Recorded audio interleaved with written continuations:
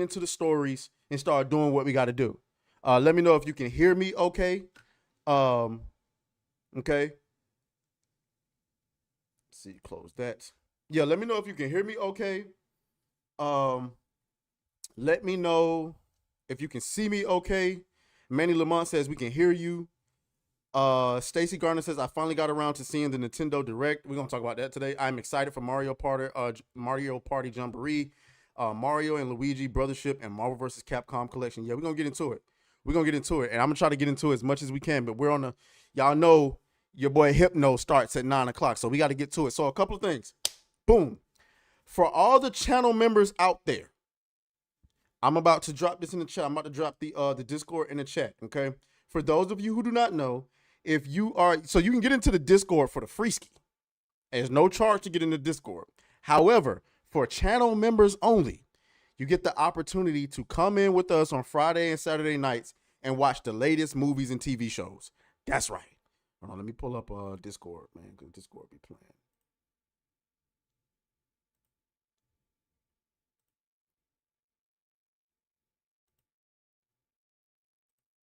Okay, there we go. We got the Discord server. All right, so I'm dropping that in the chat right now. So anyone can join the Discord server. Linux Lane says, how did I get the chat like that? Dude, I followed some dude's video on YouTube. I'd have to bring it back up. Join the Discord, and then I can possibly shoot you the tutorial. So I know I got YouTube up there, Kick is up there, and I think Twitch is up there, and Rumble is up there. But of course, we haven't streamed to Rumble in quite some time. And you know, Kick is what it is. I think Kick, when I'm able to focus more on the content full time and I'm able to do more gaming streams, I think that's when we're gonna start like picking up on Kick again, because we used to push Kick heavy, but now due to my work schedule, it's impossible to do that. Okay, James OP says too late for me. I am old, man. My ass is asleep after the waifu battles. I get it. I get it. I'm working on getting a schedule that's going to be a lot more favorable for people. Because when I made that original commitment, it was when I was working 7 days a week. But now that I'm off Fridays and Saturdays, my social life has picked back up on those days. So sometimes I don't always make it. But yeah, though. So if you are a member of the Discord and you want a place to go and watch the latest movies and TV shows, whether they're good or bad, together with the community, we are there in the Discord. Me, Jess, Honey, sometimes Sonia, me and Frostfang, Gucci Prison is in there. John is in there. So yeah, we're gonna build up. We're gonna continue to build up a really big community of people and watch all the latest stuff, laughing and playing. We're gonna get it together. It's still kind of ghetto. I ain't gonna hold you, but it's there. Also, guys, the Squabble Shop is open. I'm not gonna push too much of that, but I'm just letting y'all know. So let me put that on screen really quick. Where is my Squabble Shop? Okay. All right. So let me take my damn face off the screen really quick. So here's the Squabble Shop, guys. For those of you, I told y'all the merch was coming. I told y'all I was coming. We're gonna get more designs in here. I really like that pink one. I like that red on the pink. I know, pause, but I can't help it. I'm not intimidated, or not intimidated. I'm not thrown off by the color pink. I actually like the color pink. Is it one of my favorites? No, but I like this shirt. It's one of my favorite ones. Obviously, the red on black, red on purple, and we got some more designs coming. Shout out to my boy Frostfang, who ordered a mug. You know what I'm saying? Don DeMarco. As a matter of fact, Frostfang was the first to order, so shouts out to Frostfang. Okay, damn, we got 35 people in here already. We are not live on Twitter, by the way. I don't know what's happening on Twitter. I just can't figure Twitter out on a consistent basis. So anyway, let me get back on the screen. Frostfang said I ordered a mug and a water bottle. I know that's right. What just happened? Okay, so all right, so we got a lot to get into. I think we should just dive straight into the doozy of this week. Well, there's been a couple of doozies of this week. But one in particular that sparked my attention. This is gonna be a long segment, guys. This is gonna be a long segment. Okay? Because this one was insane. I didn't even get to watch the entire thing. But where did it go? Which way did it go, George? Oh, there it is. There it is. There it is. Okay. Okay. So let me go ahead and minimize myself. I really don't want to have to go to using Streamlabs because I've gotten so comfortable with OBS, but I might end up having to do it, dude. Because sometimes OBS be bugging. OBS be bugging. All right. So here we go. Here we go. Here we go.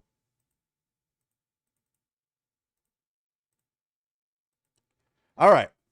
So Savvy Artist is right here, but we don't want to focus on her caption. I seen this from her. She shared this. Okay. James O'Keefe. Never heard of the guy. Maybe you guys know of him more than I do. Okay. But James O'Keefe posted this. He says, Senior Vice President at the Walt Disney Company details discriminatory hiring practices. Nobody else is going to tell you this, but they're not considering any white males for the job. Okay. Says Michael. Yeah. You stupid. I can't say that shit. I can't say that shit. So I apologize. A vice president of business affairs. There's no way we're hiring a white male. He reveals Disney uses code words and buzzwords to avoid legal action and even mentions a candidate being rejected for not looking black enough. Blankety blank. It also admits Disney gives bonuses to executives for practicing diversity, equity, and inclusion, agreeing that diversity helps with financial incentives. Blankety blank further claims he's been denied promotions due to his race. So obviously we got to watch the context here because this is insane. But this is right on par. They'll tell you all day long, oh, it's a conspiracy theory. Oh, you're just an incel. Oh, this is fake news. Nigga. We have it right here. Nigga. You get what I'm saying? We have it. We have so much proof, guys.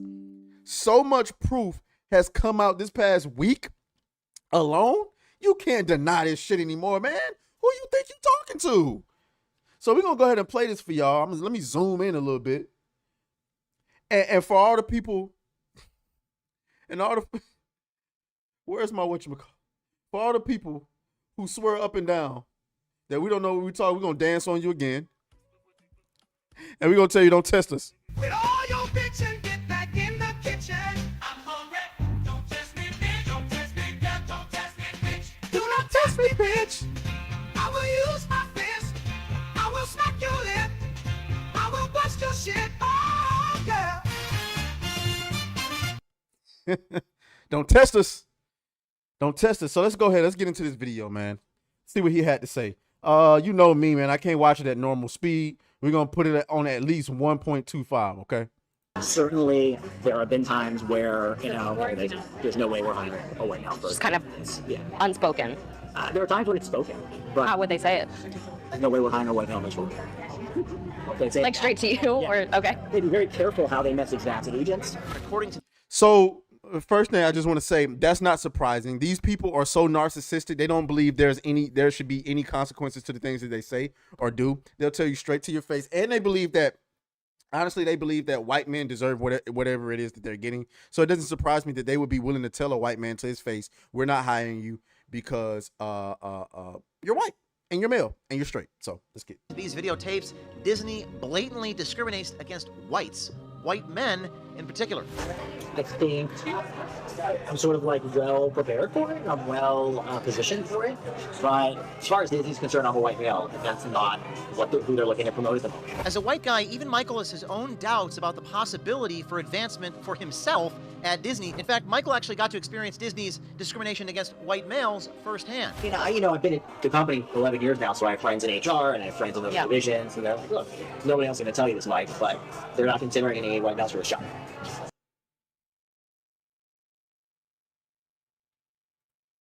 You can't make this shit up. God damn it! You can't make this shit up. You can't make it up. He said, friends in the company will tell you, hey, nobody else is going to tell you this, but they're not considering any white males for this job. Now I know some people come out and say, "Oh, but you're a black male, you know, they'll hire you." No, they ain't considering straight black men either. You got to take it up the ass. What? That's what they want from. What the fuck? They don't want, because the reason why they don't want any straight black men up there either is because of articles like this. Hold on, let me pull it up. Let me put it up.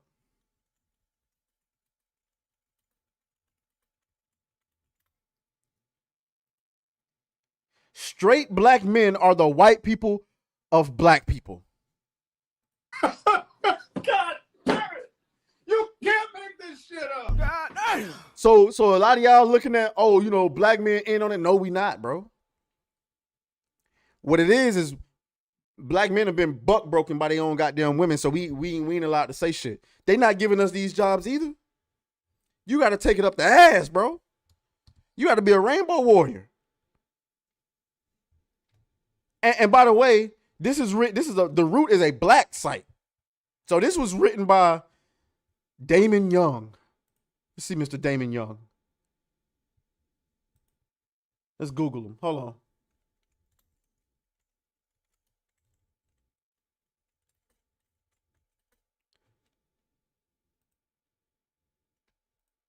This is the man responsible. Does this look like a masculine man to you? Really? Why the fuck you lying? Why you always lying? Come on, bro. Black men are the white people of black people. So no, they not giving us these jobs because they look at us as a tool of the patriarchy. Okay, let's get back to the video. Wrong. Which is not. That's not what they want. They even passed over a qualified half-black person for a promotion because they didn't look black enough. We wanted to hire somebody in the department a few years ago now, who was half black, but didn't appear half black. And there was a creative executive who was like, "We're not that's not what's going on." Like they wanted somebody in meetings who would appear a certain way, and he wasn't going to bring that to the meeting. I mean, it kind of feels like we're, at some point there's going to be a lawsuit. That's kind of how it feels, just because of, And that is a lawyer talking. So how does Disney explain pushing these discriminatory practices? They use code words and buzzwords. I'm guessing that there's a acceptable code words and buzzwords that are used to explain what they're looking for. They might say something like, look, we're not looking at the usual suspects for this job. So code language. They're using code language to talk to each other. See, we always knew that. Hold on. Oh, Lizard of Linux Lane. He says, how do you feel about hot dogs? Would you eat a chili dog or would you prefer relish, mustard, and ketchup on your wieners? I also remove windows. What? What the fuck? I don't know what that's about. I'm not really a hot dog fan. Hey.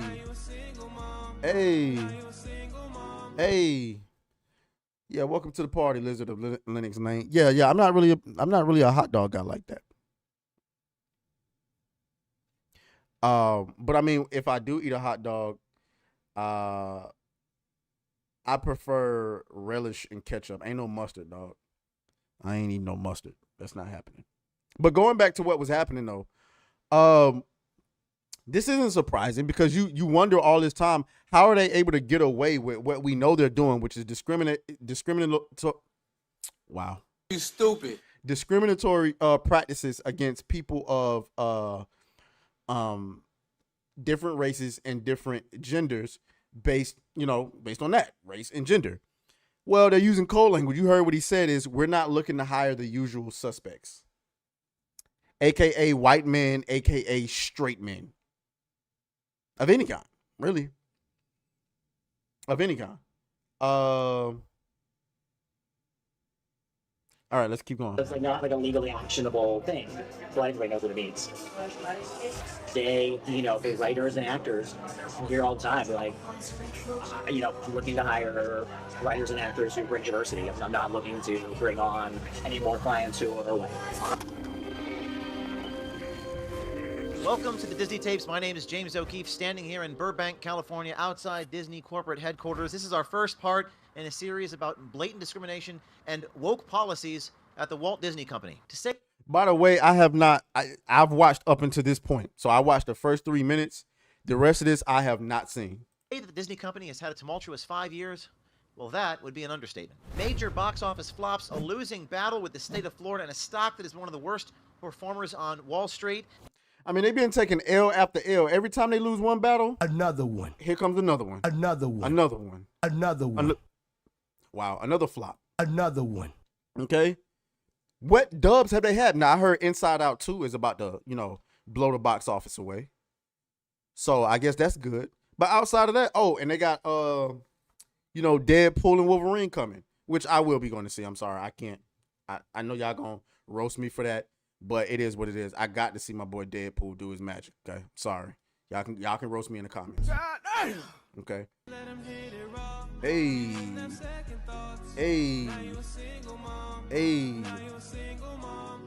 Shout out to the Raging D-Head. Pause. Welcome to the Real Ninjas, my boy. I gotta change the name of that. Also, I gotta figure out, because I did those fucking memberships wrong. I gotta figure that out. But that's for me. But anyway, so yeah. James OP says Deadpool I will get when it's in streaming. No judgment there. I still love the movie going experience. The theater right up the street. I can ride a bike up there. And we got IMAX and we got a bar. Come on, bro. And it'd be beautiful women up there too. Come on, man.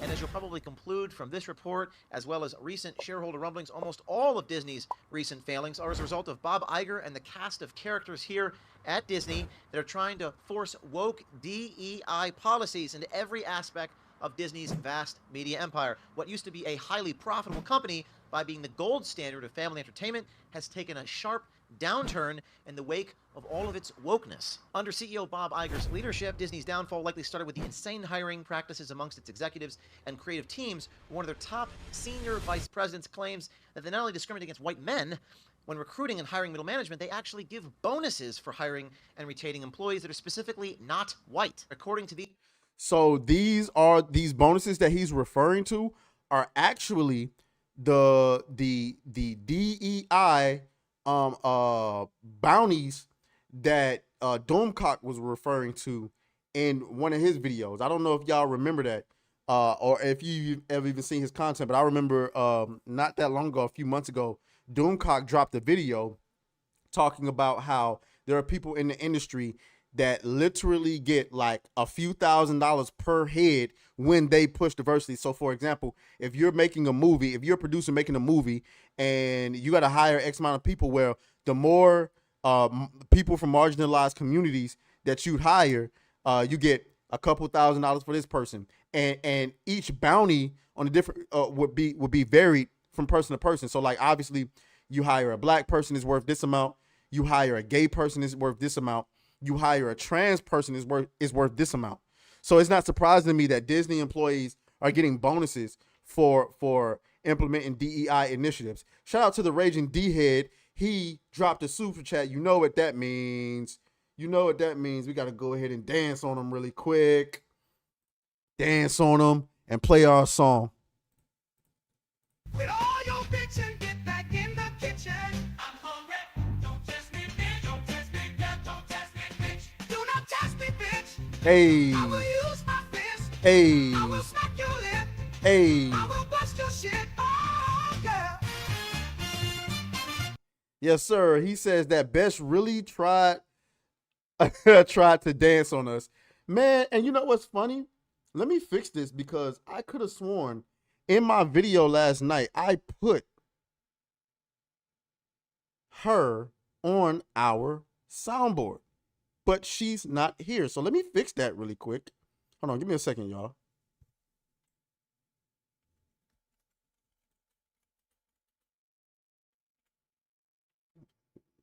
Here, bring that. I don't know what was going on here. Hold on, y'all. I'm coming back in just a second. I don't know what happened. All right, there we go. There we go. Okay, so now just to run that back, With all your bitchin', get back in the kitchen. I'm hungry.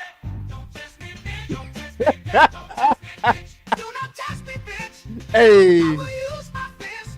Ah, fuck. I'ma smack your lip. Fuck. I fucked it up. Damn it. I fucked it up. Hold on. Let me go back. God damn it. There we go. There we go. I gotta make sure it's on a loop.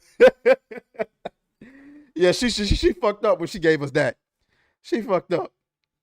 All right, let's continue. These videotapes, Disney blatantly discriminates against whites, white men in particular. Not a week goes by without a news headline about potential medical supply shortages, threats to our infrastructure, or power grid. And you remember what they pulled during the last Jesus Christ. TWC.health. Inclusion. Yeah. Okay, here we go. Get your wellness company medical emergency kit at twc.health/OMG. That's twc.health/OMG. That's twc.health/OMG. And save $45 per kit today when you use code OMG. You know, we have a diversity, equity, and inclusion Yeah. department who's very Okay. involved in like setting standards to make sure that our shows have diversity. Do you think like Bob has a say in the diversity stuff when they're casting people? Like 100%. to what, He gives the directive. I mean, for each show? For each not that specifically, but like, you know, hey, I want every show to Yeah. I mean, he's not picking and choosing people. Bob Iger brought the hammer down. He's the one at the top to say, hey, guys, we're going to focus more on diversity and whatnot. So obviously, if Bob Iger says, hey, we want to focus more on diversity, and somebody comes back with a film that's like 70, 80% white people in it, I think it would be safe to say your boy might rage. Yeah, he might blow a gasket. Iger even has a chief diversity officer. Now, up until recently, that was Latondra Newton, who played a big part in dragging Disney full bore into its losing culture war by promoting discriminatory hiring practices and introducing gay, lesbian, transgender, non-binary, and other characters into Disney's children's animated series and films. Is it like an all-across thing, like all of HR, or there's like that one specific person that kind of like... Because I forgot the lady's name. She's the head of the... Oh, I know you're talking about the head of the diversity, yeah. The African-American lady, yeah. So is that like kind of her deciding She that? oversees a lot of that, for sure. But it's pretty broad, I would say. There are other people in HR who are also focused on that. And Yeah. so a relatively large percentage of our... Remember, guys, this isn't like one person. They are hiring people who all got this mindset. That's how they're able to cast the widest net.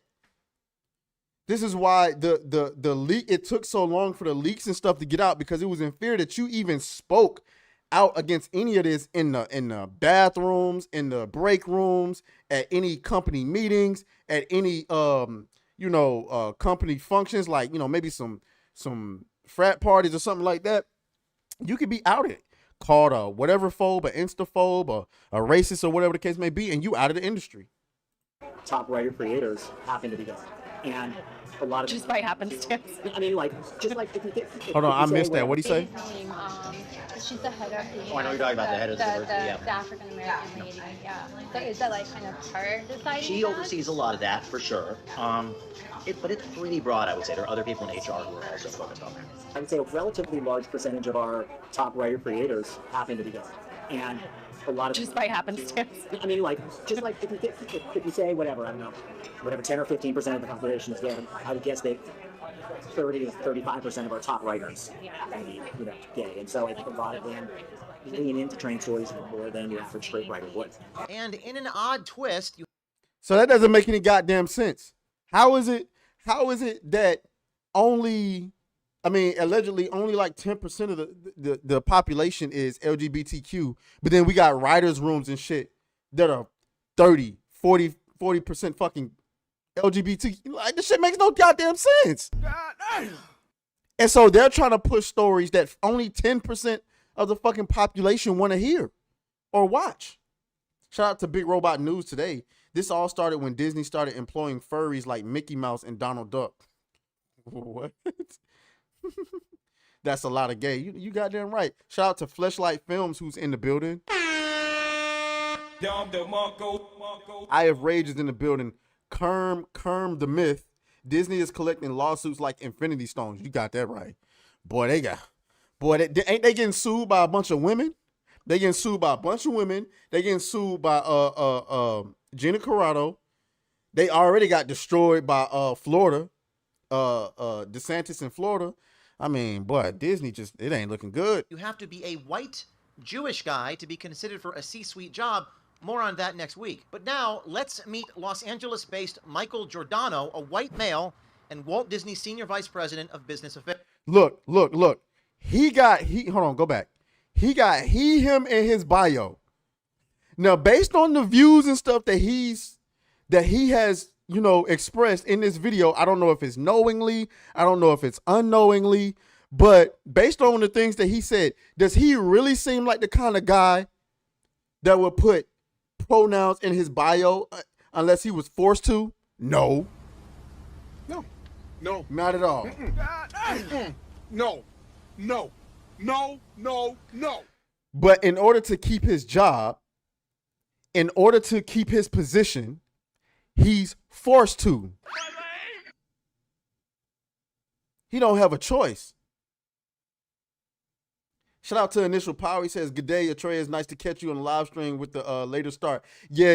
Some had went on with my schedule, so I had to push it back a little bit. But yeah, let's keep going. And Walt Disney Senior Vice President of Business Affairs. I do like business affairs, so like negotiations for television. Oh, okay, gotcha. Yeah. Nice. That's really cool. Not really like on the creative side. So it's a lot of it is like knowing like the guild agreements and the union agreements and everything, like make offers for the writers and the actors who are going to be out working on the show and the producers and the directors and try to get to a place where we can build a deal with them. Help.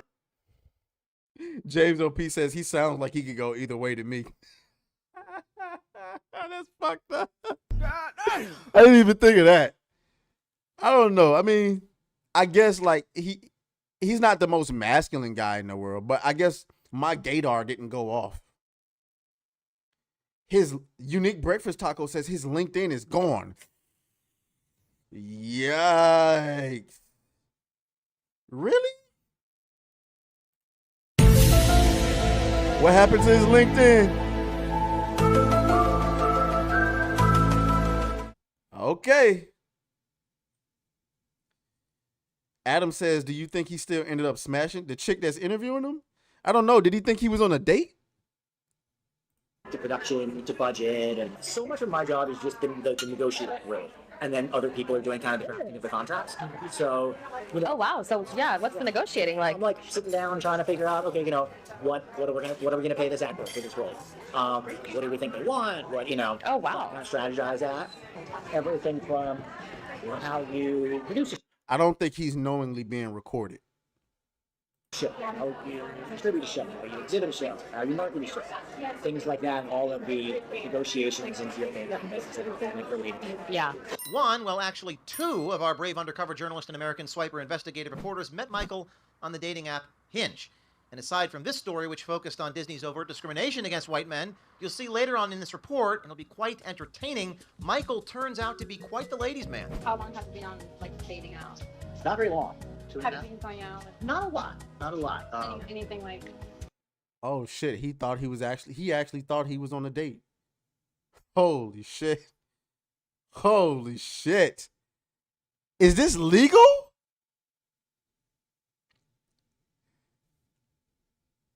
Is this, oh dang, is this legal? Somebody at Disney's like, Guilty. That nigga is guilty. Hang that nigga now. I got the rope right here. ooh, damn. Oh, that's why his LinkedIn is gone, y'all. Oh, the Raging D-head again with another one. You know what time it is. You know what time it is.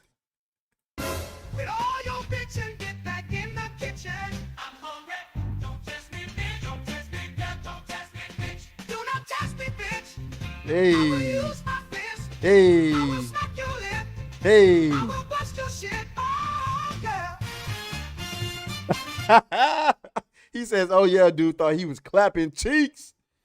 Lord. That's insane. You know what's funny? No. Let's dig right into Disney's blatant practices of discrimination. If you're wondering how Disney as a company looks at race, gender, and discrimination in the hiring process about how they recruit and hire talent, look no further. I think there are times when it's like so front and center. It's like great because that's the focus, you know. Like we have so many shows where we're casting and we're like, yeah, we're not even going to see certain people for it because we need that particular role to. Yeah. To, So is it intentional that they want like they only look for diverse candidates for at certain times, roles? yeah. I think there's certainly a belief that it's just good for society and they can do. But there's also a belief that like we're gonna make more money if we appeal to a wider variety of people, and it's a So that's what I've been telling y'all for a minute though. There's a lot of people out here that want you to believe like this is some type of evil Illuminati type conspiracy theory. I've been trying to tell y'all it ain't that. It's not that. You have people who genuinely believe they have the moral high ground. They genuinely believe that they're doing something good. And then you got others who genuinely believe they're going to make a lot of money because they're going to appeal to more people. It is cap. It ain't going to work. Congratulations, you played yourself. Because everything is flopping. The question is, how many flops is it going to take for them to recognize this shit don't work?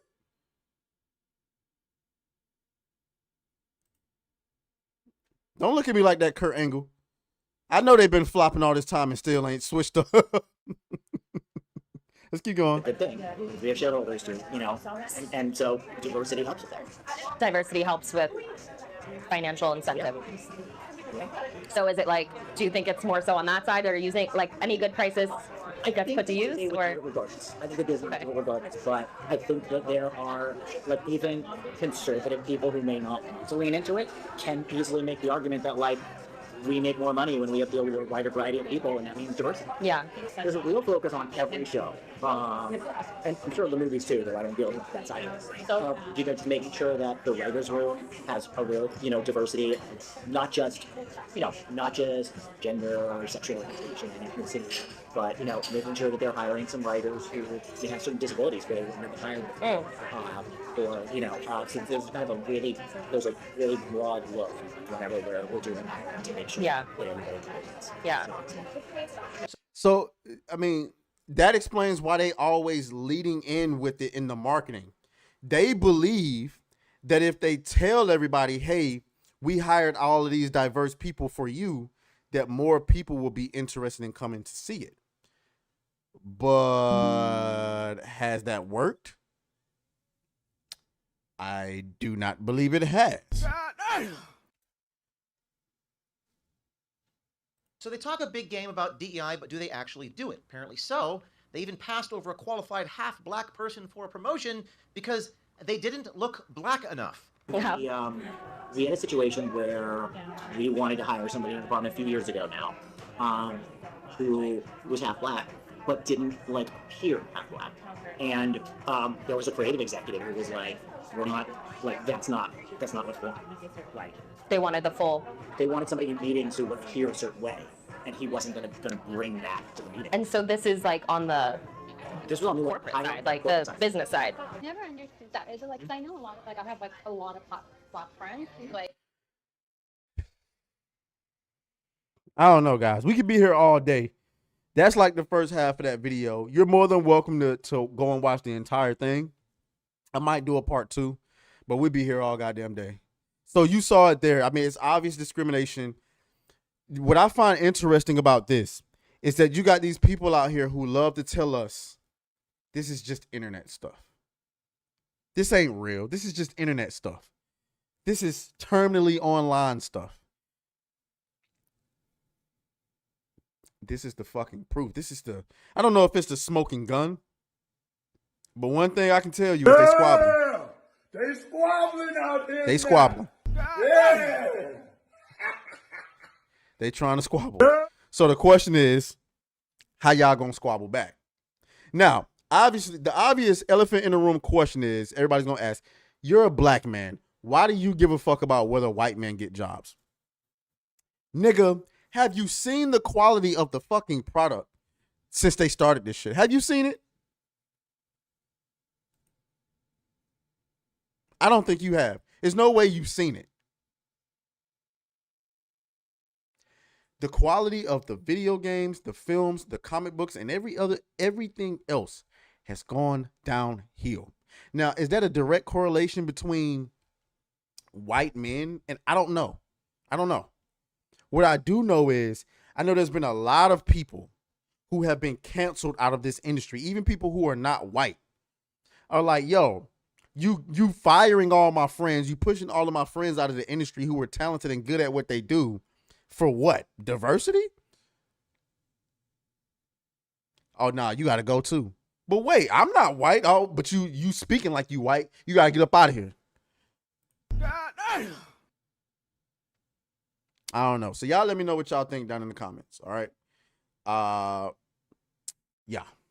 So we will move on from that. And I mean, it's guys, that's all the. I mean, I'm not gonna say that's all the proof you need, but it's a big gun. I don't know if it's a smoking gun, but it's a big gun. All right, let's move on. We got so much to talk about.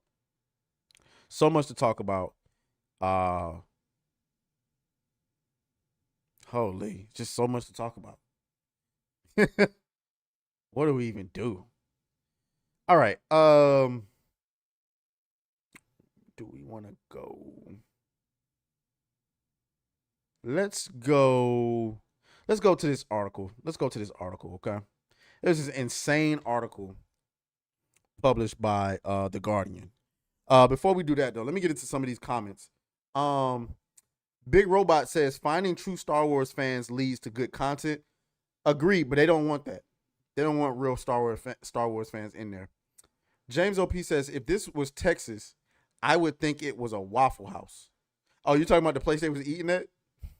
You know, niggas love Waffle House. I don't understand what people see in Waffle House. Christian, how do I say your last name, man? Christian, lawsuits might pop up because of this. It might not be the smoking gun, but it's a fuck ton of ammo. Yeah, I agree. You know what I'm saying? Make sure y'all like the video. Like the stream. I'm sorry. Adam Rabble says, the chink in the armor. Get what I'm saying? Baloney Tugboat. Let's go Oilers. We got some Oilers fans in here? Okay. Shouts out to the Oilers. All right, let's see who else we got in here. I don't want to miss nobody. Initial Power says, I expect big spend from Disney to cover it up and make it go away. Yeah. All right. Okay, so let's get into this article. We're going to be talking about Assassin's Creed for a long time. So listen, I'm not going to be naive. I do think there's a strong possibility that Assassin's Creed Shadows could sell a good bit. I just don't think it's going to sell as much as it could have sold if they wasn't doing what they're doing. So this Keezy McDonald motherfucker, y'all seen this shit? The anti-woke campaigning that kicked off a few months ago is still rolling on. The language may have changed a little since Gamergate, but the intention behind it has not. Forgive my simmering rage, but I've seen this way too many times before. My bad, y'all. Here we go again. Blame the gamers. You can't make this shit up. Oh, wrong sound. God damn it. You can't make this shit up. You cannot make it up. Grum says The Guardian and Keezy McDonald are trying to paint the Assassin's Creed backlash as racist and misogynistic. Doesn't ask the Japanese how they feel. Calls Yasuke a samurai historically accurate. Strangely includes Stellar Blade screenshot while talking about IGN disproving slander report against Wukong, further spreading the hit piece from her tweet. It's obvious she is not being a journalist but an activist. Guys, we got to figure out a way to get these activists up out of here, which is why I'm not clicking on her article. Okay, look at this motherfucker. Look at this motherfucker, bro. Hold up.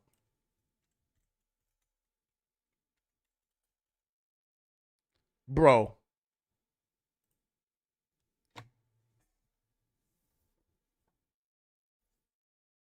God damn.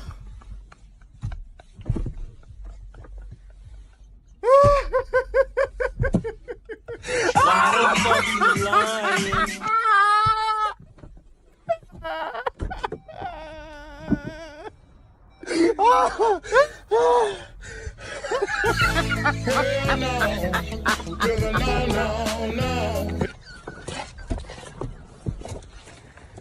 can't make this shit up. You can't make this shit up. You cannot make this shit up, man. I bet you she got me blocked. Oh, no, she don't. Oh, my God. Pronouns in the bio. From the UK, former UK EIC. Kotaku. You can't make this shit up, guys. Lord have mercy. Lord. Oh, my God.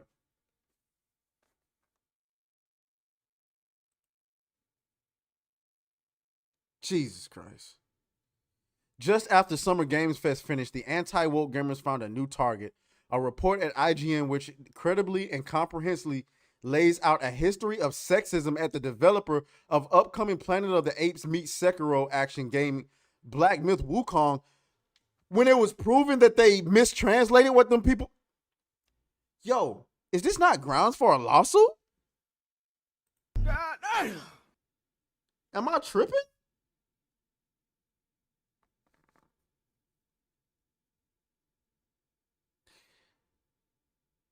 Rod Russell says Steve Martin. You cannot make this shit up, man. Lord. Lordy. Adair Soto says not yet after the stream. What after the stream? Shout out to Salmac Bazum. Yeah, I'm stupid. You stupid. I can't say that. I don't think it will sell that much. It has the same open world formula as past AC games. Boring, repetitive side missions. Facts. Some might use the subscription to check it out, but that's about it. Yeah, you right about that. You right about that. They continue. The response surprise was to go after the woman who wrote it. Who the fuck else we supposed to go after? If you do journalism malpractice, who we supposed to go after? Am I tripping? Am I living in the Twilight Zone here? Who else are we supposed to go after? Okay.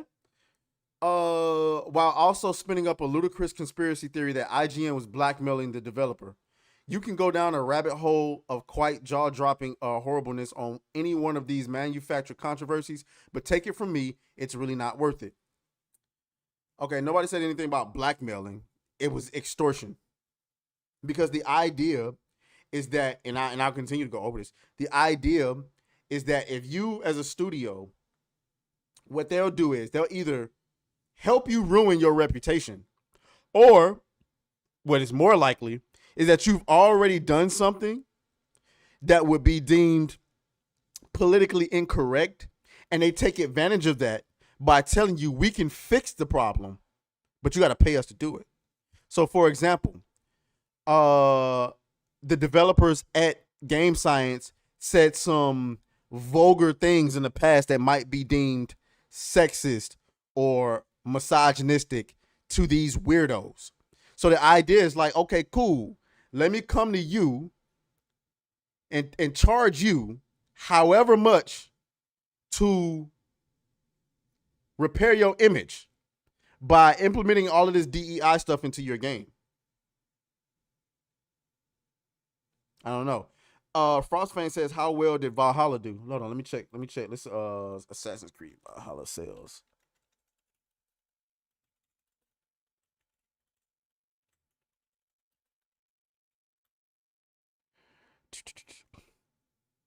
Assassin's Creed Valhalla was a success for Ubisoft, earning over $1 billion in revenue by February 2022, making it the first game in the franchise to reach that milestone.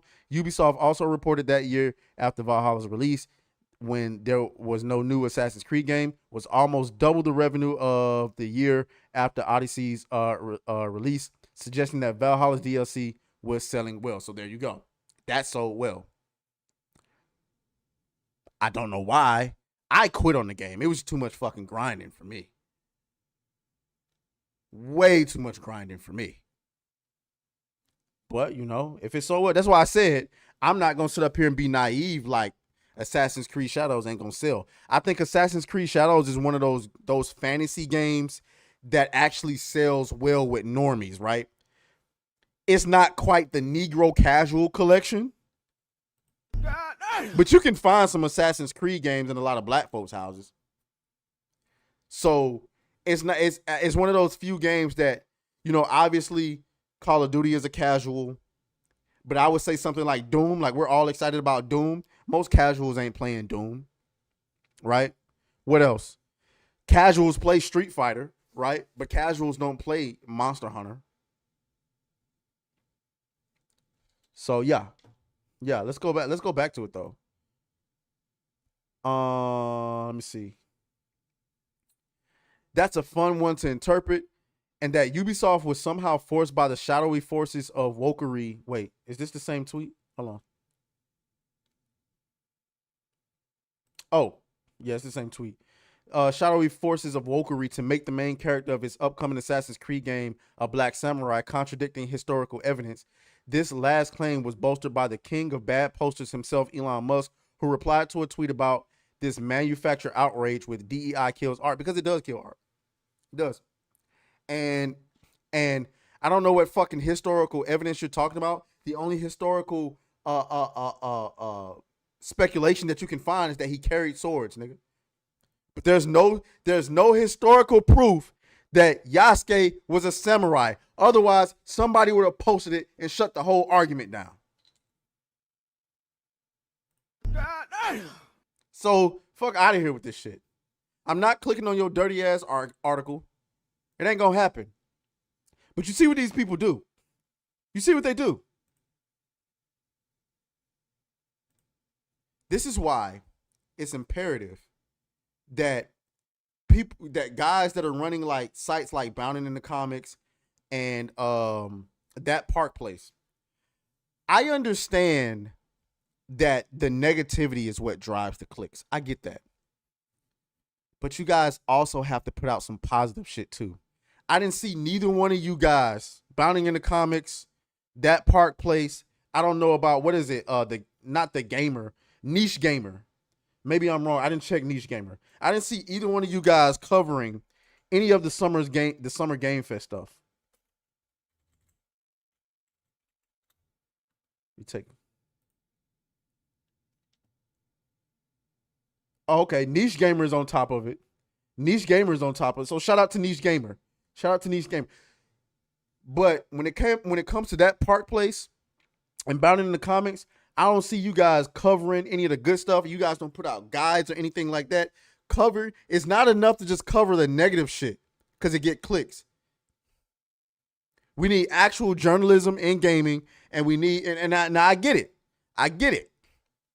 You're not able to have those same connections as a Jason Schreier or whoever the case may be. I get all of that. But we got to at least try, guys. Because when I go to that Park Place, it's all culture warrior shit. Look at it. The Acolyte. Sean Levy reveals somebody's... Okay. That might not be bad. Okay. That might not be bad. Culture warrior stuff. Culture warrior stuff. Culture warrior stuff. Culture warrior. Culture warrior. Culture warrior. Culture warrior. Culture warrior. Nintendo America Mon and Ron attempts to deny that. Culture warrior. Culture warrior. Culture warrior. All culture warrior stuff. We gotta have some balance. I'm all for it, but we gotta be a little bit better. Which is why I've said part of my goal. Oh, guys, we are sitting at 50 live viewers. That is the most ever by an aTraes stream. Okay, I'm just letting you know. It wasn't too long ago that we was over here streaming to a couple of people. I ain't gonna lie to you. You shouldn't have been talking shit. Yeah, that's him. But you know what that means? We squabbling out here now. Yeah, they squabbling out there now. Yeah. 50 live viewers, ladies and gentlemen. 50. So shouts out to y'all. Make sure y'all like the video, man. Make sure y'all like the video. So yeah, though, I'm not trying to be overly critical of that Park Place and Bounding in the Comics. All I'm saying is, and let's be part of the improvement. Let's be the shout out to my boy Gooch who's in the chat. I didn't even. My bad. I was in my zone. I didn't even notice you was in here. Shouts out to you. But yeah, though, that's why if you guys continue to support me, it is a goal of mine to create platforms like G4 TV, but better than what they did. To create our own studio and we can make our own video games. We don't need them. Okay. P.O. Box Christmas said, just watched your Amandla video. So good. I got something for you. With all your bitchin', get back in the kitchen. I'm hungry.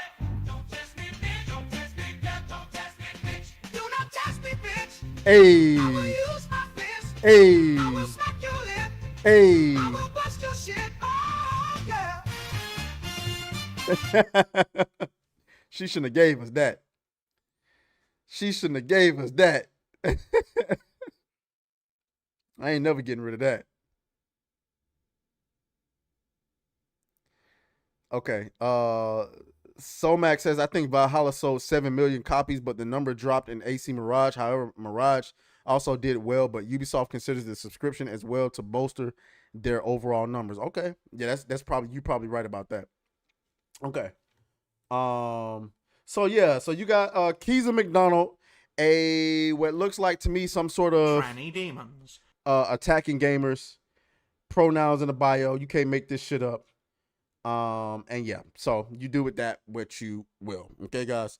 We're gonna move on from that. That was a good one. Yeah. Yeah. I hate G4 TV screwed me up. Man, fuck them folks, man. But they did it to themselves. You don't need 26 people in that expensive ass office to do that. What I'm gonna do is I'm gonna bring back Sneak and Geek Live. For those of you who were around during the old times of my channel, we were doing Sneak and Geek Live a few times a week. And Sneak and Geek Live, we're gonna bring it back, but it's gonna be like G4 TV, but better. We're gonna have a skeleton crew of maybe 5 or 6 people. I'm gonna have a host. She's gonna be young, beautiful, and knowledgeable. Wow, I cannot speak today. You stupid. She's gonna be young, beautiful, and knowledgeable about nerd culture, including movies, video games, comic books, whatever. She's gonna host the show, and we're gonna have on guests, and we're gonna have like a first take type of setup, right? We're gonna have people debating about video game topics like this one. We're gonna have people from our side of the spectrum, and we're gonna have people from their side of the spectrum because we ain't scared of none of them.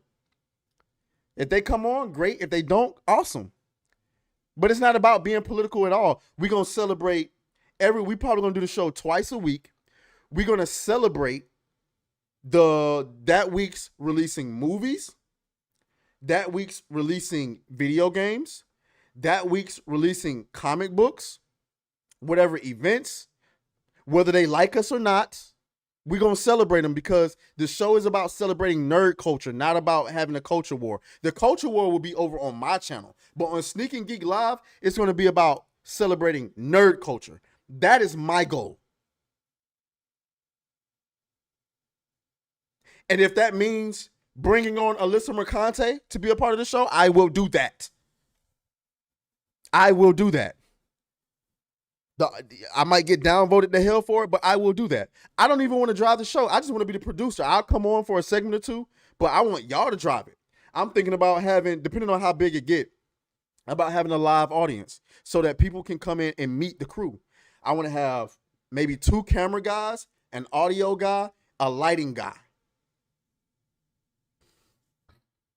And I'm not trying to grow it no bigger than that. I don't want the show to be no more than 8 to 10 people. We don't need 26 people to do this shit.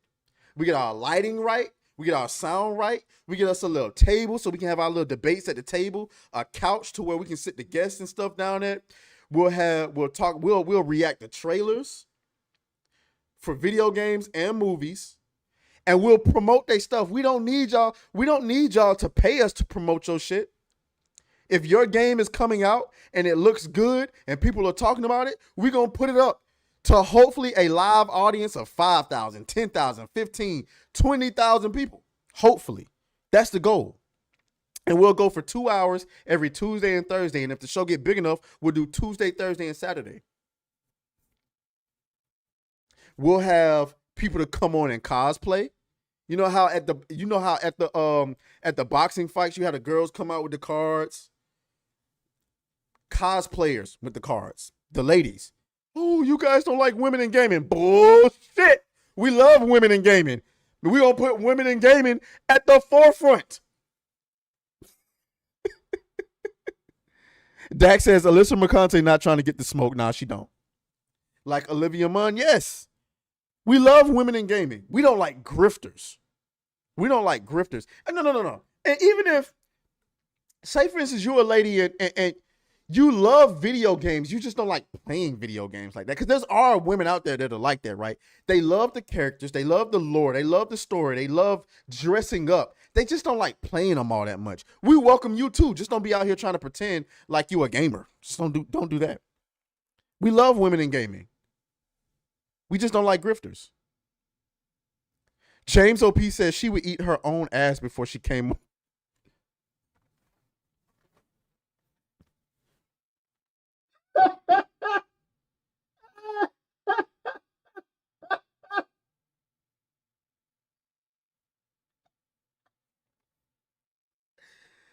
Yo!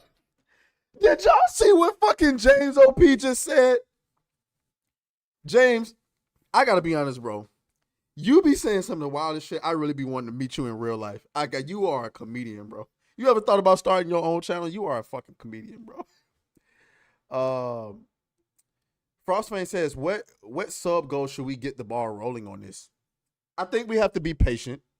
I also have to do some things on my end that's going to take some heavy investment. You know, you're talking about a few $1,000s worth of cameras and stuff like that. I mean, could I start a GoFundMe and try to do that? Sure, but I don't want to do that. I want to work for it.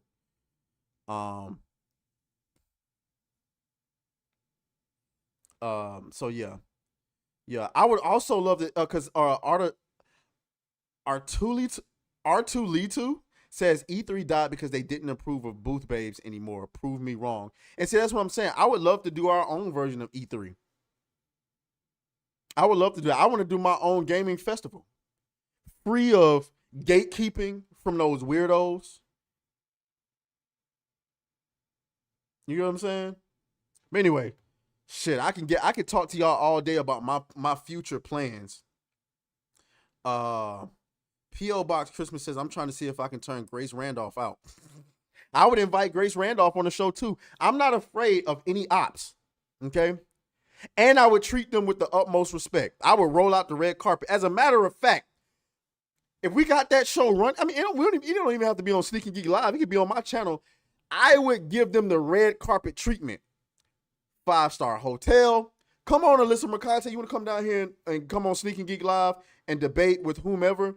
I'll fly you out. 5-star hotel. Make sure you treat it right. Get you an Uber Black to the studio. Treat you with respect. Do all of that. You know what I'm saying? So yeah, that's how I would want to do it. We got to move on to the next story though, because I fuck around and talk to y'all all day, and y'all know your boy Hypnotic start in about 40 minutes. So what's the next story? What we got next? But that's the plans, guys. Those are the plans. Sneaking Geek Live is the long-term plan. Okay, here we go. We got another video to react to. Okay. This one right here. I was going to do a standalone video about this, but since the video is 6 minutes long, I said, fuck it. Let's, Adam Rabble says that's too much. What's too much? Are you talking about doing too much for Alyssa Mercante? I mean, listen. If anyone who agrees to come to my platform and have a conversation is going to get treated with the red carpet treatment, ops included, because I just think that's how we should behave, especially as a Southern guy. Even if Sugar Bear Adams agreed to come in person to debate me live on my show, I would fly him out. Assuming that I would be able to do so, I would fly him out. Pause. No, I might make guys fly themselves out. That's different. I'm sorry, I'm sexist. and a simp. But yeah though. But I would make sure they got the best hotels, send them a Uber Black, get them here. You know, you gotta treat people with respect because you want them to come in with the best of intentions. If I treat you with the utmost respect and you come in on some wild shit, that reflects on your character, not mine. Emilio Martinez says the stuff they do with female characters is very disrespectful to women all over the world. And if I was those models, I would sue those directors and developers. Unfortunately, they sign deals and NDAs that they can't do anything about it. You should fly Adam Rabel out there. Shit. Adam Rabel got more money than I do. He might be able to fly himself out and fly me out at the same time. Pause. We got to stop all this flying out business. Hold on. This is getting real pausey in here. Anyway, let's go ahead and get this story on the. Let's go and get this on the roll. Okay. So, here we have a video. Marty McDonald, legendary Halo music composer. Okay. He has some interesting things to say. I'm not even going to say much. Let me just. What's been happening lately and what fans are rejecting is the forced diversity narratives in games. When you were involved in games, was this on anybody's mind? Was the amount of diversity, the amount of transgender characters in games, was this ever ever a topic that anybody thought they should worry about? You know, no, it wasn't. And the current, you know, go woke, go broke. We just keep seeing that happen over and over again. When DEI is not DEI, it is not diversity, equity, and inclusion. It is code word for essentially a Marxist worldview of power structures, and you know, there's so many catchwords that are being injected into the conversation. This is insane because they keep trying to tell you that we're crazy, that we're conspiracy theories. You can't deny it anymore. Remember when I told y'all earlier in the stream, there's been so much proof that has come out this week and told you, yes, guys, this stuff exists. Whether they want to admit it or not, this stuff exists. And these are people that worked in the industry. These ain't nobodies. These are people that either worked or are still working in the industry. Dale Walker, that video I did the other day, he worked on Suicide Squad, Kill the Justice League, and he said, man, I keep putting beautiful women, and I need y'all opinion on this. I need to bring that up too. I keep bringing beautiful women designs, and they keep making my shit look like Big Shirley. Big Shirley.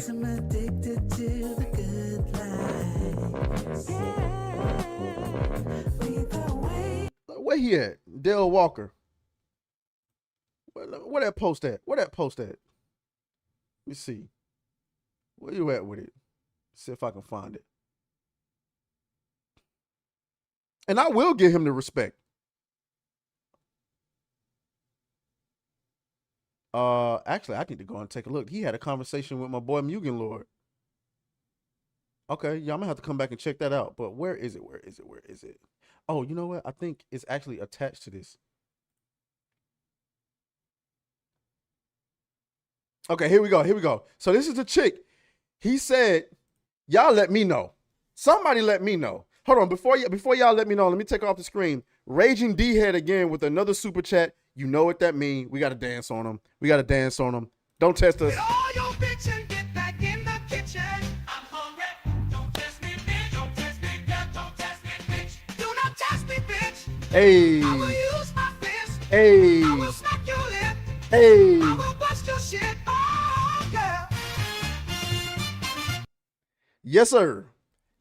He says, Raging D says, can probably lure Alyssa down with some stinky.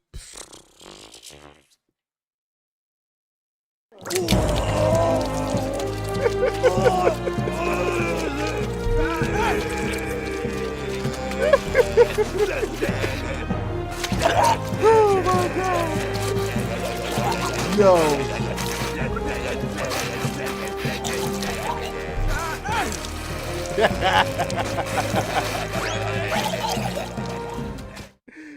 Oh my God. Guys, where were you when Team America dropped?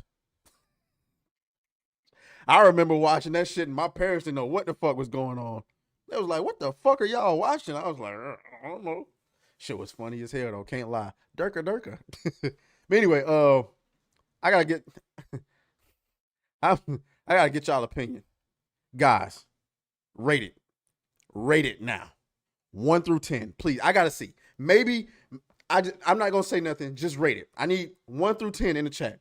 Even if you just watching and you ain't commenting, I need y'all to at least drop the 1 through 10. I gotta know.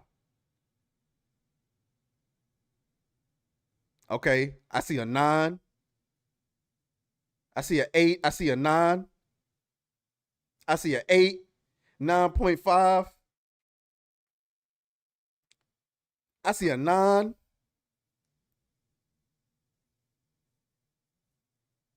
Ten is high. That's the highest you can get. R2 Lee 2 with an 8. Salmach with a 9, 8. Christian says 8.5, and he like his Philippine women. I ain't gonna say he don't like black women. 8, 9, 8. So I just wanna point it out.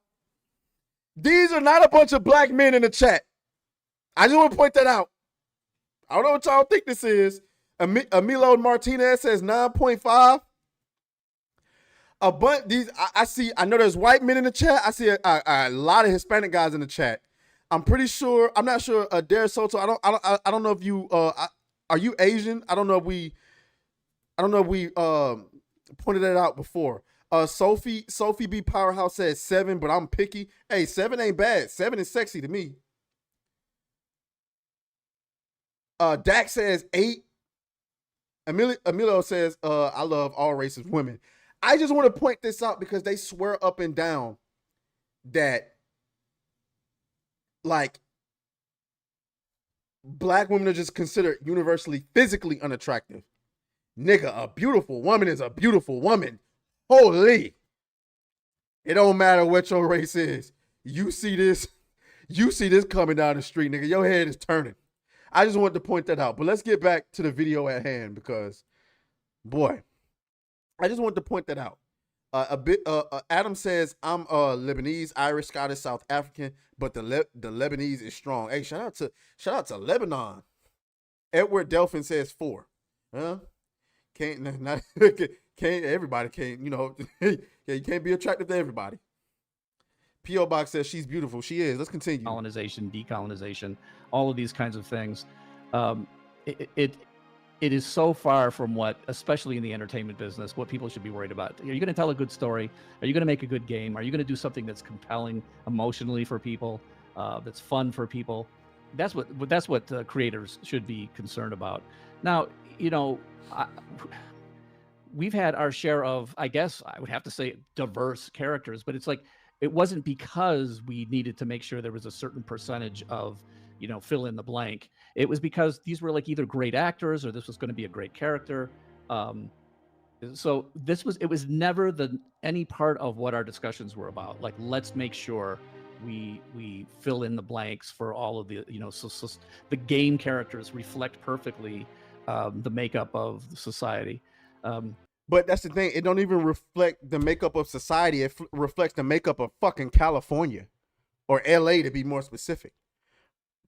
Like, I don't know what type of math y'all doing, but when Alyssa Mercante said the world is diverse, nigga, there's 240 white Americans in this country. There's only 46 black Americans. Like, so is that really reflective of what the world looks like? I don't know. I don't believe so. Okay, shout out to Red Team. He says, what up, aTraes? You got a squabble squad going on? Yeah. Go on and get you some squabble gear, bro. Yeah, we in here squabbling. Sebrew is in the house. What up, ninjas? Your aTraes, good work recently. I appreciate that, bro. Shouts out to you. I just realized Securio Berry said -5. God damn. God damn. Yeah, so it's safe to say Securio does not find her attractive at all. Okay. That is just such a creatively dampening way of approaching things, which is why I think the fans are rejecting. The fans don't necessarily reject movies or games because diversity or equity inclusion kinds of things are forced into their face. Certainly they don't like, being preached to. Nigga, white people was more excited about Black Panther before black people was. Black people wasn't excited about Black Panther until they saw a goddamn trailer. When you went on Reddit and we learned that Marvel was casting to do a Black Panther movie, oh boy, them white boys was on Reddit lit. Oh shit, we getting Black Panther. You know, I ain't read a comic in my life, nigga. I was like, okay. I was on the internet like, who is Black Panther? I was so you're like, Black Panther, who is that? T'Challa, Shuri, Bast, Vibranium, Wakanda. Nigga, I ain't know what the I know. Nigga, you know where I was? You know where I was? I was on YouTube watching Comics Explained. Wow. Oh shit, this nigga T'Challa hard as fuck. Okay. When it got me a Black Panther mask, he was like, oh yeah, I've been a Black Panther fan since 1992. Yep, I sure was. Stupid ass. Why the fuck you lying, nigga? Why the fuck you lying? Why you always lying? No, I know there's a lot of black dudes who said they grew up watching reading comics, and that's great. I just, from where I come from, maybe it was a 90s thing. I don't know too many niggas that was reading comics. We all had Dragon Ball books, Harry Potter, Lord of the Rings. I can't remember now, nigga. I don't know if there's any black people in the chat. It don't seem like it is. I don't know now, nigga. I grew up with that read comic books. I just don't. Niggas played with Pokemon cards, Yu-Gi-Oh cards, Beyblades, Game Boy Advance, Captain Underpants. Didn't see comics. Sorry. So when I see niggas that say they grew up reading comics, I'm like, Why the fuck you lying? Why you always lying? Look, let me see. Let me get to these comments. Chadwick Boseman, P.O. Box Christmas says, Chadwick Boseman is Black Panther 2. I cried when he passed. Not gonna lie, yeah, that hurt your boy. That hurt. What really hurt me about Chadwick Boseman's death was the fact that when that picture came out of him where he looked really like sick, people roasted him because he looked sick, and it turns out he was actually fucking sick, and then he passed. That shit hurt. Frostfang says, I played Marvel Ultimate Alliance with my cousin when we were younger, and he, who is white, always played as Black Panther. He's just a dope-ass character. Shout out to Raging D-Head, again, with another $2 super chat. You know what we got to do. We dancing on him again. With all your bitchin', get back in the kitchen. I'm hungry. Don't test me, bitch. Don't test me, yeah, don't test me, bitch. Do not test me, bitch. I will use my fist. I will smack your lip. I will bust your shit. Oh, girl. But for the record, Amanda looks very pretty girl. Very pretty girl. Just a psychopath. He says, most of my friends were trying to smash. Smash who? Who y'all was trying to smash, Raging D-Head? Sebrew says, I'm 42. I grew up on Star Wars and comics. I don't care about either anymore. Thanks, Disney. Yeah, that's unfortunate. That's really unfortunate. Shout out to Victor Chong, who's in the chat. He says, Western big corporations basically act like current government lie. They push the agenda and lie nonstop. They also lost all credibility. Yeah, for real. Let's continue with this video. But basically, these are not good products. That's at the end of the day, it's not fun to play. It is not interesting. These characters don't sound real. That's what ends up happening. People just don't like it. They're not good stories. They're not memorable. So, yeah, to be honest with you, I saw this starting to come in the last few years of my time in the video game industry, and I'm glad that I sort of retired from video games when I did, because I could see there might have been a few arguments, let's say, that I would be involved in coming down there. One of the questions people have around this, I think, and that I have, is why do they keep doing it? It's been a couple years now where these big projects have failed, and Disney's so guilty of this, they just keep hammering down and doubling down and tripling down. Yeah. Why do they keep pushing forward? What's your take on? My theory is that because they're so used to the ESG money. So I don't think that we can underestimate how much the average person does not understand business, nor do they care. Like the average worker at Disney or the average developer at EA or whatever the case may be, they don't really give a fuck about the long-term profitability of the company that they work for. Only people who are forward thinking are thinking that, right? Like most, like you know how like getting stocks come, like when you work for a certain company, they give you stocks in the company. Most people ain't thinking about that. Most people are not thinking about how healthy the company is going forward. Those are the executives and things like that. So when you're of the mindset, right, that you're getting these ESG funds, you're not thinking that it could ever run out. I think that's why a lot of these developers and these community managers are so comfortable talking greasy to their audience. How the fuck you gonna try to sell me a video game and you on Twitter telling me to go fuck myself because I don't like your politics? And you think I'm gonna buy your game? You think I'm gonna buy your game? Are you out of your mind? I'm not buying your game. Congratulations. Congratulations, you played yourself. You played yourself. Congratulations, you played yourself. So that's my theory. When you believe that no matter what you say, you're going to be funded regardless, it's easy to think like that. But I wonder how much these layoffs are humbling people. I wonder. On there, why do you think that, you know, against all odds seemingly, that some of these major studios in movies and gaming still push forward with DEI and all these different forms of it? Well, you know, I can't say for certain what's in everybody's minds, but I know that when I was there, when I was talking to, you know, when I was on the board of directors, let's say at Bungie, when I, you know, talked to the higher ups at Microsoft, there is a lot of fear, and the fear started creeping in.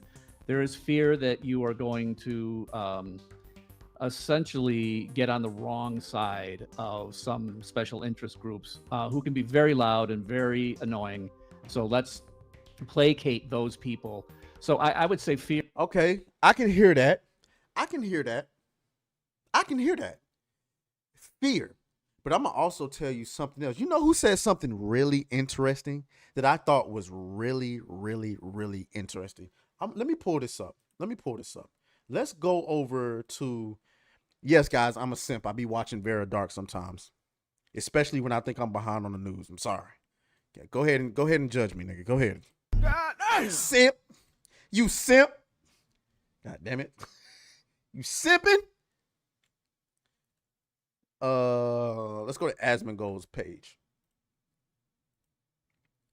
And I don't remember, I'm gonna have to search this video, but I know what video it was. I don't remember at what point. Where is it? Here we go. Here's the video. Okay. And that way, maybe the people that are actually, it lets people who could never make a game make a game. And on the flip side, it also lets people who should never make a game make a game. You're making the most feel. I need to think the game dev could be represents. Well, the problem is like the games are over designed, and I think like, are you really making your money back whenever you make a game like this? And why it's happening? It's also happening because gamers won't pay more money for games. I think that people don't feel like they're getting the same, but they're priced as if they are closed down.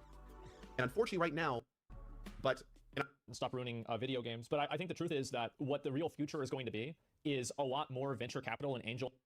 And I think that, like, obviously, like $160 million. A few smaller risks, yeah. That way, maybe the people that are, actually, like, they have been falling, and now they are falling. Because now, experts on, like, the way a flag would move in the wind have a propensity to just keep getting bigger. Like, is doing well, Nintendo's doing well. 5 million power rolls. Yeah, like, just playing a game. That's literally it. People just want to play a good game how to do in school. That was amazing. Wait, is it cool? That's the kind of stuff I'm talking about. I fundamentally believe, and I know this might sound crazy, I fundamentally believe that a lot of these developers don't actually understand what gamers want. Like, the UI isn't as good. I'm not even super interested in this game, but this... God damn it, I don't even think this is the right video. That, like, a lot of the AI and Unreal 5 and, like, Advanced... Are you dollars of resources? I'm optimistic. The feeling of, they're not getting their money's worth. Individual people, but... Yeah, I don't think this is the right video. Just for them. Think about it, like 150 people versus like 1,000 people. Like, this isn't a binary. There are a lot of games that... Damn, this is the wrong video, y'all. Hold on. This is the wrong video. Which video was it?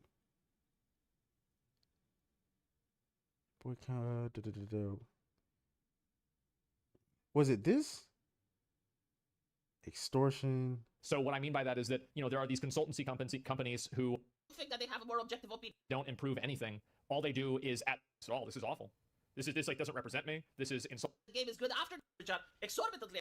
And like, let's be honest, like these people probably did not have like girlfriends growing up. Oh, this is And it. I've This is known, it. This like, is a it lot right of here. This is it. This is it. Okay, hold on. reasons, but I think that's another reason is to be compliant and subservient. Okay, here we go. Like real strong, like, you know, girlfriends is their things based off of like what companies do that is that I can help you out. Okay, here we go. It's a fucking grift. it is, yeah. It's like basically we're going to create a problem that you have to pay us to solve. Exactly. Why do companies do that though? The reason why companies do that is that, so I think that there's a lot of reasons. I think the reason why the people at the top do it, like the decision makers do it, is probably because it's just like they don't want to have to deal with the problems, and a lot of their viewpoints on media and journalism are like really antiquated. So like they're looking at things based off of like what worked in 2005. So like they're basically operating like 20 years in the past. So that's one really big problem. Then you have another problem is that a lot of the people that work on these games are like nerds, and they don't really have I don't think they have a lot of social skills. So Pay attention to what he just said. A lot of the people that work on these games are nerds and they don't have a lot of social skills. Guys, we have to have a conversation. We got to be realistic about this. When you're spending a lot of time in the house playing video games, you're spending less time around people developing your social skills. Keep that in mind. Keep that in mind as he says what he says. The way that a lot of nerds and like geeky people do, like the way that a lot of these guys, their strategy for being able to attract female attention is by being subservient. Like that's what they do. Like, so like that's how they how can you please women? Well, you can please women by doing what they tell you. So, and these are people probably that like didn't have a lot of like, you know, girlfriends in high school. They probably have like low sense of self-esteem. So like whenever they have like all these girls that are saying like, oh, you're like sexist or racist or something like that, I think a lot of times it's these guys see this and they don't want to be painted that way because it makes them feel insecure. How do you think these activist women got into the industry? Because I told you, I've been saying this since I had a YouTube channel. The video game industry is made up of a bunch of fucking beta males. They have no backbone. They don't know how to be assertive. And they, quite frankly, a lot of them don't have a lot of social skills.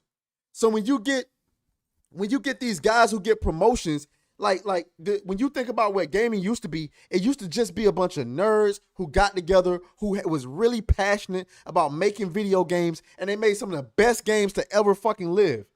Then video games went mainstream. All of a sudden, everybody looking around like, holy shit, did y'all see Electronic Arts just brought in $1 billion with FIFA? Nigga, they printing out the same football game every year and bringing in $1 billion. EA is printing money. Activision is printing money. They print money. We want in on it. And then the activist was like, well, how can we continue to spread our message? Video games. And so they come in, and what the nerds should have done was in the interviews, they should have said, you know what? I like you, pretty girl, qualified, but I don't think you're really a gamer like that. I don't really think you're really into video games like that. But that's not what they did, was it? What they actually did was they was like, man, we got girls that want to be gamers now. Let them on in. Nigga saw a female in that fucking job interview and was like, Lord have mercy, I'm about to bust. Hey, he seen one female interview for that fucking, what is it? A set designer job. One female.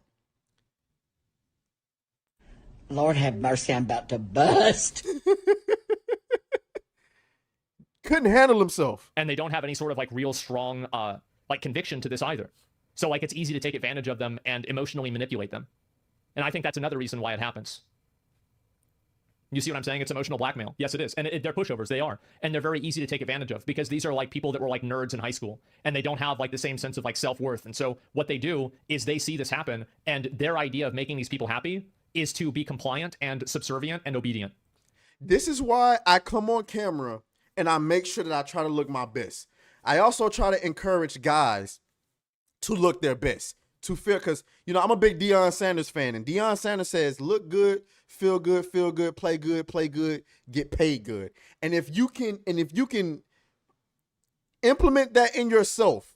You can give yourself a little bit more confidence. My guy, you make 6 figures making video games. Stun on these hoes, man. Tell her no. Tell her no. But again, like you said, a lot of these guys are coming from high school.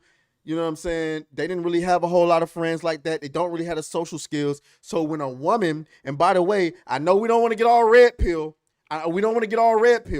But if you ever seen Fresh and Fit, the women prove it every single time because they've been approached by men since some of them at the age of 15. They know how to manipulate. They know how to run game. And you talking about the nerds in the water with a bunch of sharks, and the women came into the industry and ate you niggas alive, and now you can't even fart the wrong way in the gaming industry without getting canceled. It's nasty work. It's nasty work. Let me let them finish. That's the way that they appeal to people. Like the bitch situation with Sylvanas. Exactly. Yes, there it is. It's because devs are not players anymore. Well, there's a lot of things, right? Like this is like numbers 1 and 2 out of like 50. Like that's like, there's like a bunch of reasons, but I think that's another reason too. Is that like, I mean, Gamergate 1 was about that, right? Correct me if I'm wrong, if I'm wrong, because I wasn't around on Gamergate 1. Didn't Gamergate 1 start because a dude was dating a journalist who was getting her back beat in by somebody who was basically, she was giving up the cheeks for good reviews, right? Good game reviews. So she was doing something. He called it out. They called him sexist or something like that, and he ended up deleting himself. Something along that line. Somebody correct me if I'm wrong. Okay? Adam Ledgeway said, I'm white and I get my style from Birdman, Stunner Man. Holy shit. What you know about that, Adam? He said he get man from the Birdman himself. So that's what he had to say. So let's get back to the composer. Here's probably one of the biggest things. I don't think, in my experience, that these are deeply held beliefs. You have to understand that, especially in the big companies, the C-suite and the executives, they are just constantly, all they're doing is looking at the bottom line. And if they think something could affect the bottom line, I honestly think a lot of these people are empty suits. They don't actually have core values. So they Nah, see, bro, this was years ago. This was like 2016 before TikTok ever popped off. The first Gamergate, the first Gamergate, it started out because a journalist was I don't know if she was the journalist or she was the developer, was giving up cheeks for good reviews. I think that's what it was. I think she was a developer or I don't know. Somebody was giving up cheeks in exchange for good reviews. The boyfriend found out and he took it to the internet. And then gamers ran with it and started pointing out the fact that games journalists cannot be trusted, right? And then he started getting backlash and then he ended up deleting himself. Adopt the core values of the moment to make sure they're on the right side so they don't get any sort of backlash. And that's an indictment against the kinds of people who end up running companies. I understand that, but I've rarely found people with strong moral character running the companies. They tend to just they go the way the wind blows, and it's going to take them a little while to realize this is actually not helping their bottom line. And so there might be a few true believers out there, but it's few and far between, in my opinion. And it doesn't make sense. Almost nobody who ends up being at the top level of these entertainment companies actually ever made any entertainment. They are. So if you heard what he said he doesn't believe that anybody in the industry actually believe the shit that they're saying. We know that to be, because we just got finished reviewing that dude who was exposing Disney, he's out on a date with 2 women, right? Not at the same time, but like, I guess he went out on 2 dates. He got him in his LinkedIn pronouns in his LinkedIn, and he complaining about this DEI stuff. Man, we know you don't believe in that.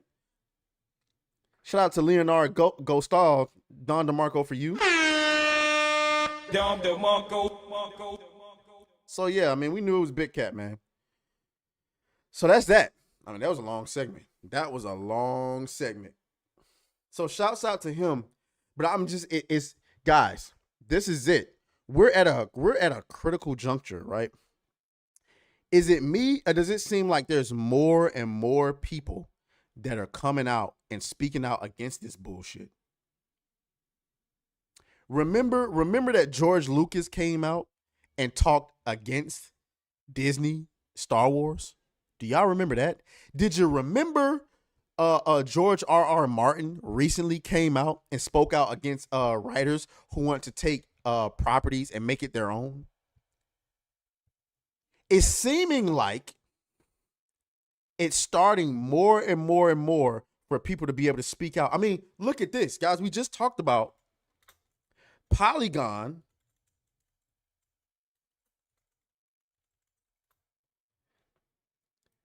This is an article from Polygon. Dear TV writers, please stop being weird about pronouns. Stop it. Get some help.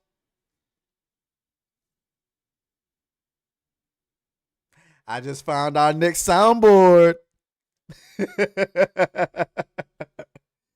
So yeah, though, you know, that's what it is. So we got less than 10 minutes before Hypno starts. So what I'll do is we'll cover the last story and then we'll probably raid him. That sound like a plan? We'll probably raid him. But the last story, let me see.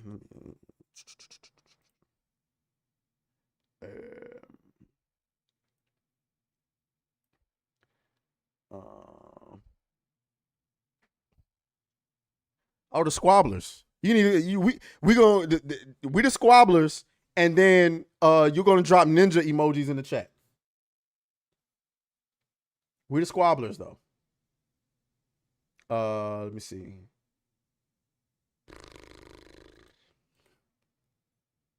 Oh damn, we didn't even cover the boys or Zelda. It is what it is. We'll probably do, you know what? We'll probably do another live show tomorrow. We'll do another, because I mean I didn't know that I was gonna be working this Friday. We'll do another live show tomorrow. Okay. All right. So in the meantime, for the final story,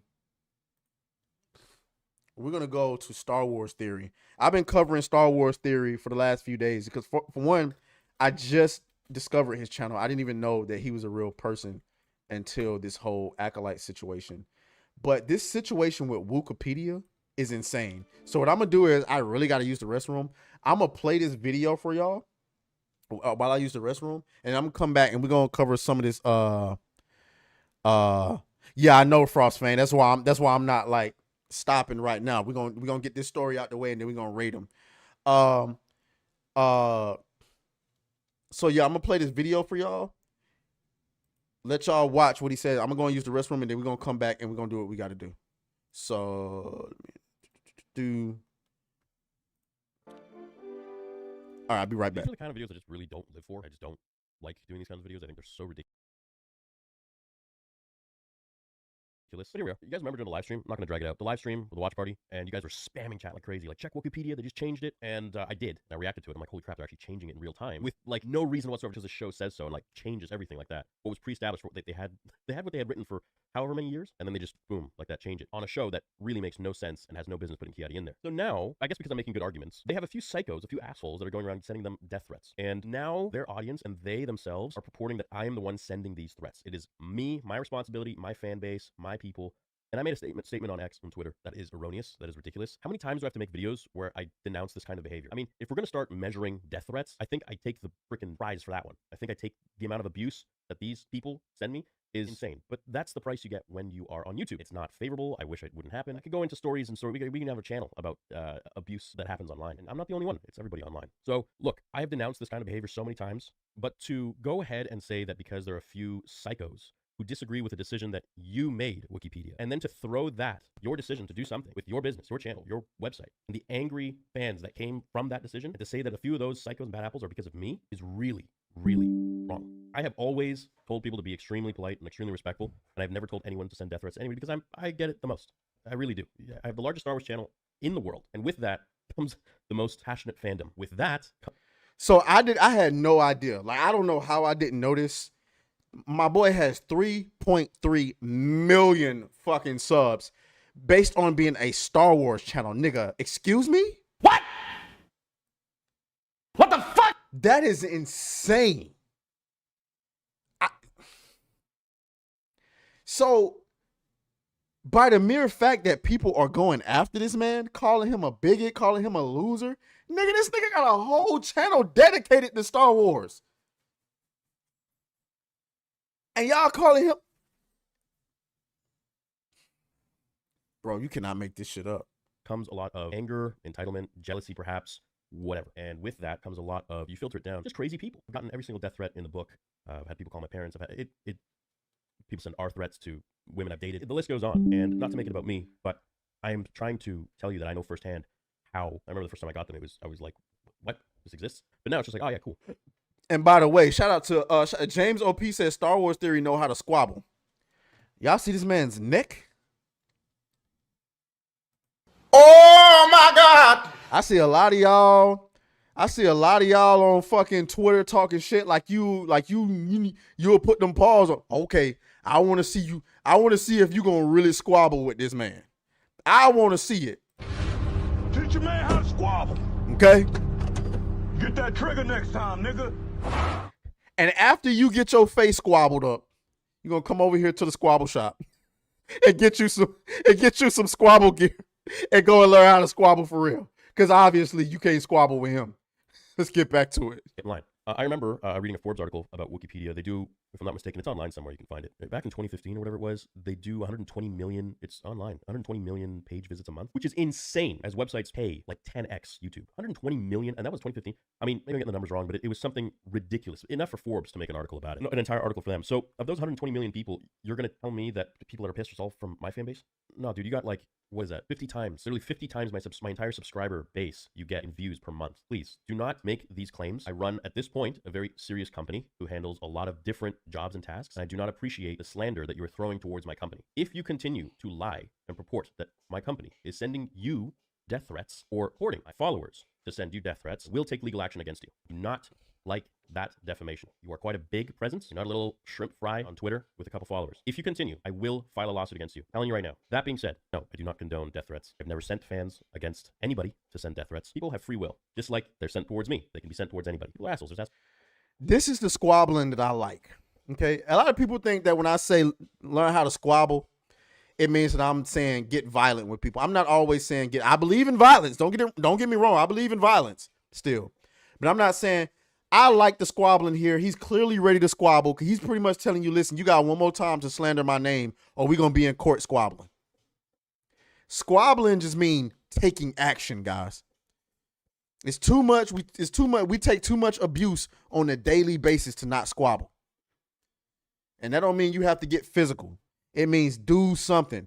If people blowing up your Twitter, sending you, threats or whatever the case may be, block them. Squabbling. You squabbled.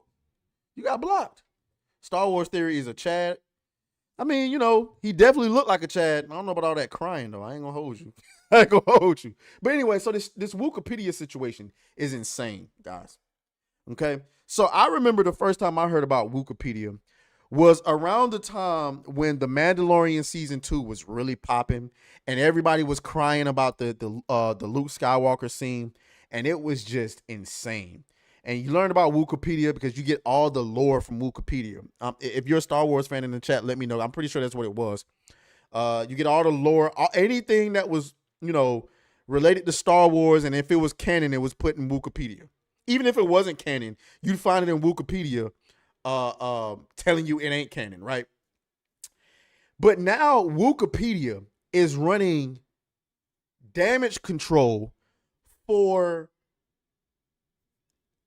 Leslie Headland and Kathleen Kennedy. It says here, this person says, Lucas Star Wars girl, Wikipedia have changed the birth date of Ki-Adi-Mundi to cover up the blatant disregard to lore by the Acolyte. Okay, he wasn't born until 40 years after the events of the Acolyte, but they put him in the show and made him a traitor. Absolute fucking disgrace. and an insult to George. Okay. Now I remember this guy being in the prequels. Okay. I remember him. That's where I remember him from. Very ugly looking motherfucker. Also, I remember him being in a scene. Was it Star Wars Battlefront 2? I believe it was. Not the remake. Not the remade EA versions of Battlefront 2. I'm talking about the old, because I remember doing the story mode on Battlefront 2, and there was a scene where he got smoked on a bridge or something like that. Wow, so people running the X account for Wikipedia decided to block me for criticizing them and having an opinion. I kept my post polite while I was getting cursed out and insulted by one of their guys, but I was the one blocked. You see here, unrelated question, but how do you get dressed in the morning being as stupid as you are? And I imagine there would be a lot of difficulty. It is amazing how quick you people are to insult and then degrade others, and yet you cry victim if anyone dares to do the same to you. I mean, this is insane. But this shows you the amount of power these people have. Here's another one. Both these are from Wikipedia. Let's take a look at this. So they changed it. Obviously, they changed it. So, I mean, like, I haven't seen the episode, but this came from the fact that he's in the latest episode. Where was it? Episode 4. And he ain't supposed to be there because he ain't born yet. These people they don't care about the lore. They don't give a fuck about nothing. They just want to tell the little bullshit story that they want to tell. And now you got Star Wars Theory threatening to take them to court, because you cannot, with the big ass platform that they got, you cannot get out here and start telling people, oh yeah, he's sending his audience to come to us, sending death threats. You can't do that shit. Yeah. Nah, you can't do that shit. So I'm rooting for him. He's squabbling. Yeah, they squabbling out there now. Yeah. I'm rooting for him. Okay. Let me get to these comments, and then we about to raid your boy. We about to raid him. We are about to raid him. Do I even remember how to raid? That's the funny part. Let me see if I remember how to do it. Y'all give me a second.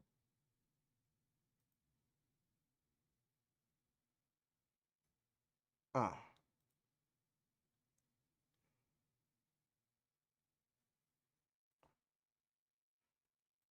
pretty sure. Damn, do I need to Google this shit? Pop up chats and feedback. Share. Nah, that ain't what I want to do. Okay, let me manage. Oh, I think you gotta hit the edit button. Customization. Trailer. No, that's not what we want.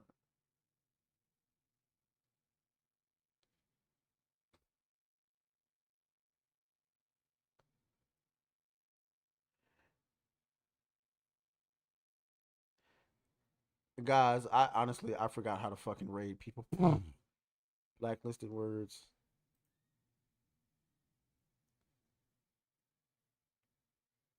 Yikes. Hold on, give me a second. I know how to do this. Thank you, Nash Trucker. I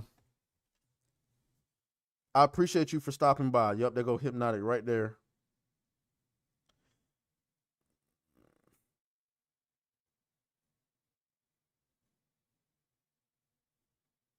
Yeah, so when you guys get in there, you I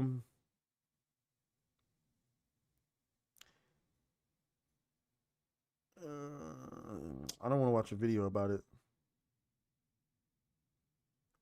Wait, I saw the redirect. Yeah, it's a Squabblers raid. There you go. There you go, Adam. It's a Squabblers raid. Redirect. That's what it was. That's what I saw. That redirect. Redirects allow you to keep you engaged. Added live stream. Oh yeah. There it is.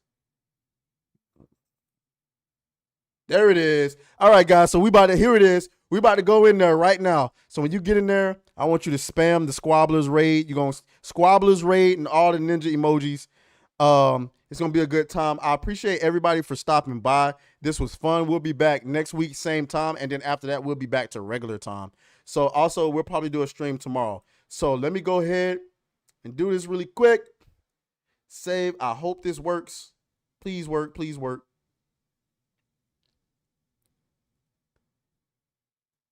I don't know if that worked. I honestly don't know if that worked. I don't know if that worked. It said save.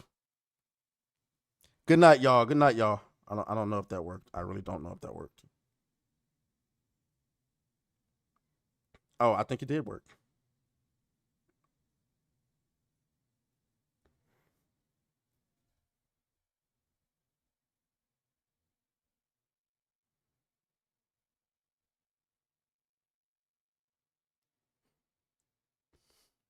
Good night, y'all.